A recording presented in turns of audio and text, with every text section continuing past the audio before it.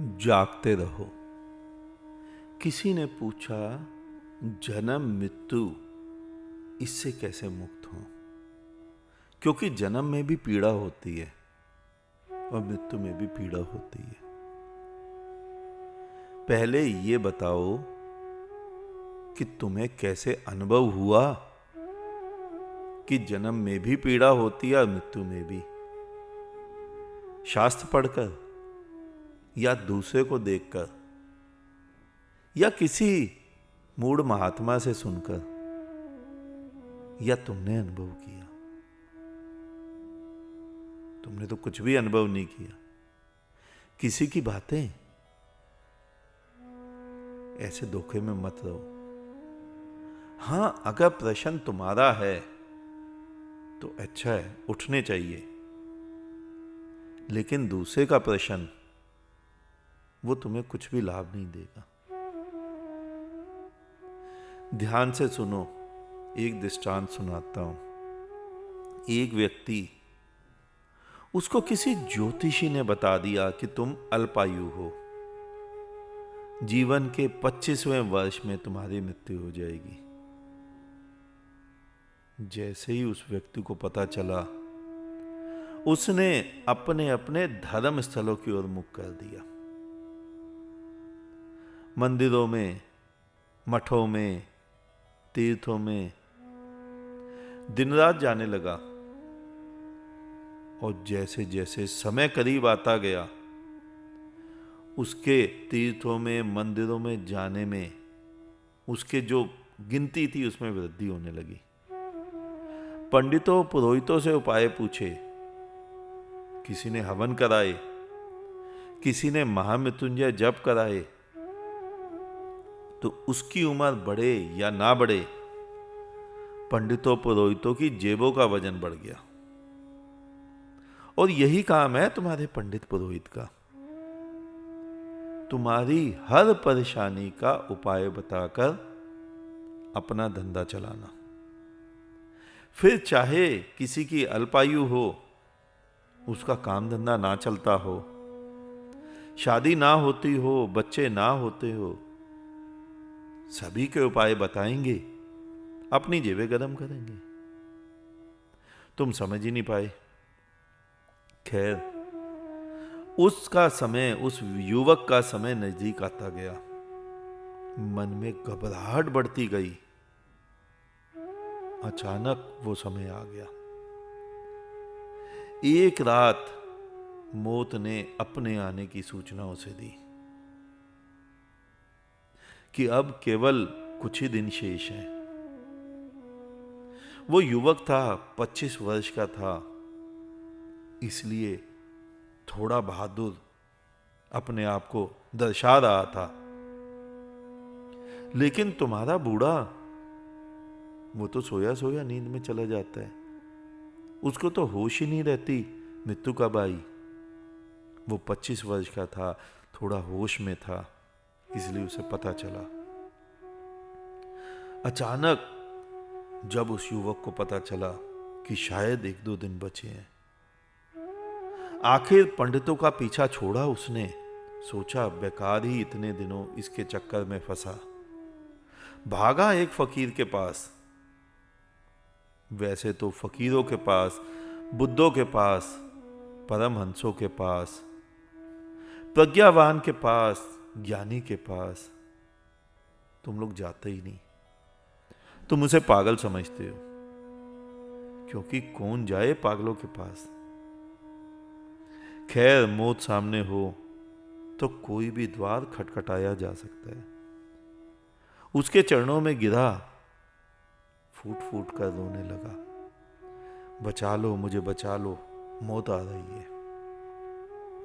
उसने कहा, बाहर गाड़ी खड़ी है, उठाओ, भागो और दूर निकल जाओ। जितनी दूर निकल सकते हो उतनी दूर निकल जाओ। उस युवक को तो कुछ भी ना सूझा कि फकीर मजाक कर रहा है, कहीं मौत से कोई बच पाया है। लेकिन गाड़ी उठाई, भागा।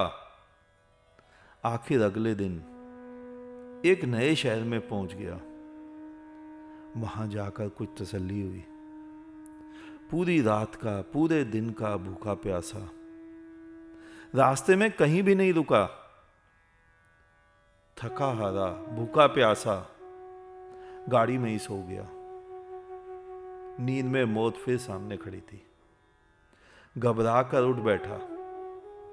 मौत हंसी, बोली, कल तक मैं यही सोच रही थी कि तेरी मौत यहां लिखी है, तू यहां सैकड़ों किलोमीटर दूर कैसे आएगा? बस इसीलिए मैं 2 दिन पहले तेरे पास आई थी। अब तेरा समय समाप्त होता है। सारे उपाय व्यर्थ हुए, सारे जप तप व्यर्थ हुए। फकीर ने तो मजाक किया था कि गाड़ी उठाओ और भागो, लेकिन सोया सोया मनुष्य मजाक भी कहां समझेगा। काश फकीर से पूछा होता कि जीवन व्यर्थ जा रहा है, जाने ही वाला है, 2 दिन बचे हैं, मुझे जल्द से जल्द अमृत का स्वाद चखा दो, मुझे जीवन मृत्यु से पार पहुंचा दो। यही करते हो तुम भी। तुम कुछ अलग नहीं करते, सारे उपाय कर लो। महामृत्युंजय जप करो, हवन करो, जप तप करो, नमाजें पढ़ो, तीर्थों में जाओ, अंत में पाओगे कुछ भी नहीं हुआ। भागोगे कहां तुम मौत से? मौत हमेशा सिर पर खड़ी रहती है। मृत्यु जैसी विपदाएं तुम्हें घेरे हुए खड़ी रहती हैं, फिर भी तुम प्रगाढ़ निद्रा में सोए रहते हो। जागो, अब तो जागो।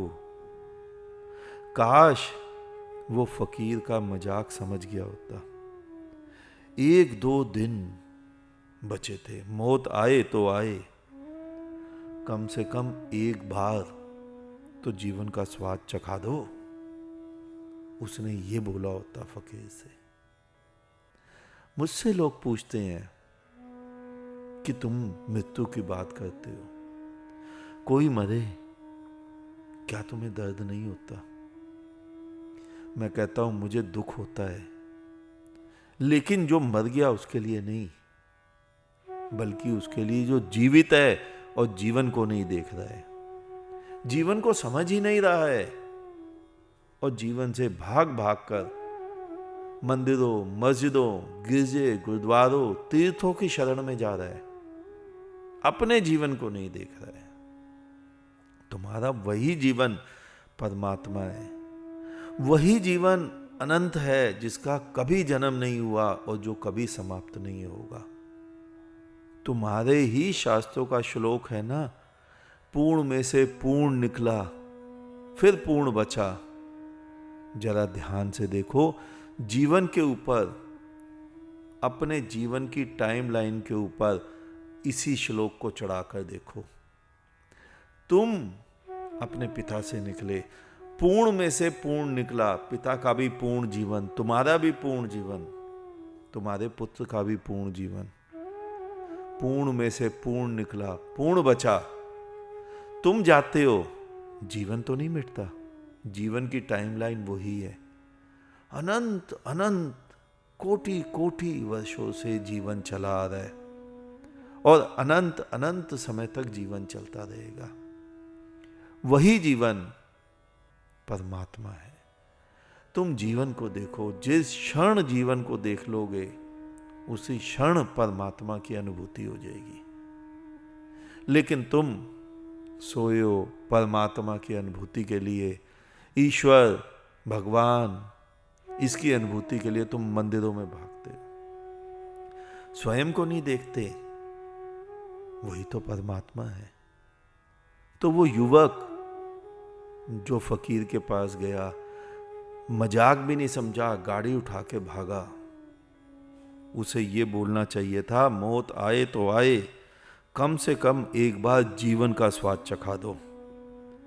अब तक बहुत भाग लिए, अब नहीं भागूंगा, एक बार तो अमृत का स्वाद चखा दो, एक बार अमृत का स्वाद चख कर रहूंगा।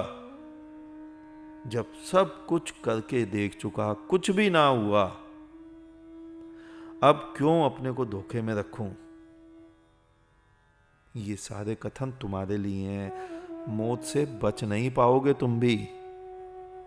अब तो नींद खोलो, अब तो जागो, अब तो ध्यान में उतरो, अब तो अमृत का दर्शन कर लो, अब तो स्वयं का दर्शन कर लो, अपने जीवन का दर्शन कर लो, परमात्मा का दर्शन कर लो। क्योंकि कोई उपाय काम नहीं करेगा। जितना चाहे उपाय करो, जितना चाहे मंत्रों को जपो, आखिर तो जाना ही है। और जिस दिन जाना है उसी दिन जाना है। एक भी दिन आगे नहीं बढ़ेगा। उठो, जागो, जीवन के दर्शन करो, जीवन को जियो। इससे पहले मौत आए तुम अमृत को उपलब्ध हो जाओ। इस जीवन मृत्यु से पार हो जाओ और स्वयं को पहचान लो। आज इतना ही। शेष किसी और दिन। अंत में चारों तरफ बिखरे फैले परमात्मा को मेरा नमन।